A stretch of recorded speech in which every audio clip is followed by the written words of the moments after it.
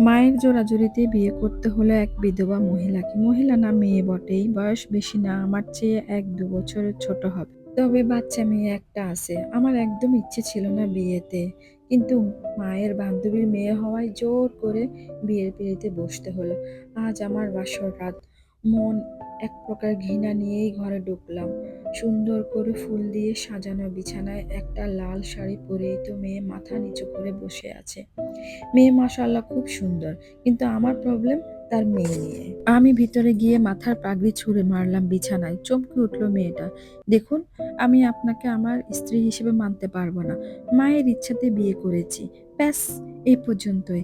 আমার কাছে আর ঘেঁষতে আসবেন না। আর আপনার মেয়েকেও আমার কাছ থেকে দূরে রাখবেন। স্ত্রীর অধিকার আমার উপর ফলাবেন না। প্লিজ। ধড়াম করে দরজাটা সজোরে লাগিয়ে বেরিয়ে এলাম ঘর থেকে। মেয়েটা কাঁদতে কাঁদতে ঘুমিয়ে পড়ল। আমি ছাদে গিয়ে দাঁড়ালাম। আকাশে এত সুন্দর উপর থালার মতো চকচকে চাঁদ থাকা সত্ত্বেও আমার সেটা ভালো লাগছে না। আমার জীবনটাই যে বরবাদ হয়ে গেল। শেষে কিনা এক বিধবার সাথে বিয়ে করতে হলো। মায়ের উপর খুব রাগ হচ্ছে। কিছুক্ষণ দাঁড়িয়ে ঠান্ডা বাতাসে মন ফুরফুরে করে আরেক রুমে গিয়ে ঘুমিয়ে পড়লাম। পরদিন থেকে আমি ইগনোর করতে লাগলাম তাদের। মেয়েটা মাথা নিচু করে কাজের লোকের মতো বাড়ির সব কাজ করে। কিন্তু আমার সারাদিন বাইরে বাইরে থাকি। তার ১ বছরের মেয়েটা হামাগুড়ি দিতে দিতে তার মুখে অস্পষ্ট কিছু উচ্চারণ করতে করতে সারা বাড়ি ঘুরে বেড়ায়। বাড়িতে শুধু আমরা ৩ জনই থাকি। সারাদিন কাজ শেষে যখন বাড়ি ফিরি তখন দেখি বাচ্চা মেয়েটা হামাগুড়ি দিতে দিতে আমার সামনে এসেছে। আমার দিকে তার মায়াবী চোখ দিয়ে তাকায়। বিরক্ত লাগে আমার তাকে দেখলে। আমি পাশ কাটিয়ে নিজের রুমে চলে যাই। ওর মা চুপচাপ আমার খাবার দিয়ে যায়। একটা বারও মাথা উঁচু করে তাকায় না। আমিও কিছু না বলে চুপচাপ খেয়ে নেই। আর নিজের কাজ নিজেই করে যাই।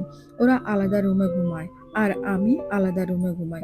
একদিন বাড়ি ফিরে এসে নিজের রুমে গিয়ে দেখি সব লন্ডভন্ড হয়ে আছে। নিশ্চয়ই ওই বাচ্চা মেয়েটা করেছে এরকম। আমি চটে গেলাম। আমার মাথায় রক্ত উঠে গেল। আমি রাগে ফোঁসাতে ফোঁসাতে চিৎকার দিয়ে উঠলাম, "আয়শা!" আমার বিধবা বউটা দৌড়াতে দৌড়াতে আসলো রুমে। মাথা নিচু করে কাঁদো কাঁদো গলায় জিজ্ঞেস করলো, জি জি, কি হয়েছে?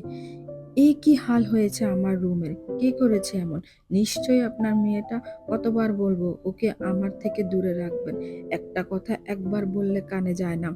আশা কাঁদতে কাঁদতে আমার পায়ে পড়ে গেল। এই কি করেছে? প্লিজ প্লিজ ওকে ক্ষমা করে দিন। অনেক বড় ভুল হয়ে গেছে। আর কোনোদিন হবে না। প্লিজ। আয়শার অশ্রু জল টপ টপ করে আমার পায়ে পড়ল। যত্তসব আদিক্ষেতা। আমি ঘর থেকে বেরিয়ে চলে গেলাম বাইরে। আবার ফিরে এলাম গভীর রাতের দিকে।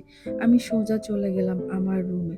রুমে ঢুকতেই আমি চমকে গেলাম। আজ এই পর্যন্তই। Bye bye, tata. গল্পটি যদি আপনাদের ভালো লাগে তাহলে অবশ্যই আমাকে জানাবেন লাইক কমেন্ট করে। আর আমার ভিডিও যদি ভালো লাগে তাহলে আমার পেজে যাবেন, যে আমার সবগুলো ভিডিও দেখবেন। যদি ভালো লাগে তাহলে আমার পেজের সাথে যুক্ত হয়ে যাবেন। বাই বাই, টাটা, আসসালামু আলাইকুম।